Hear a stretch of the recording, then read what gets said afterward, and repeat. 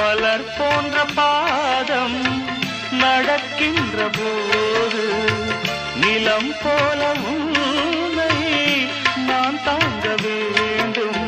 இடையினில் ஆடும் உடையன நானும் இணை பிரியாமல் துணை வர வேண்டும். உனக்காக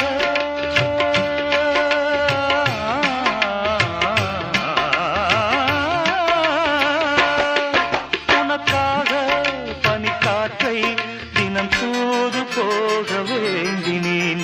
பாவெண்ணிலா உன்னைத்தானே வானம் தேடுதே. வாவெண்ணிலா உன்னைத்தானே வானம் தேடுதே.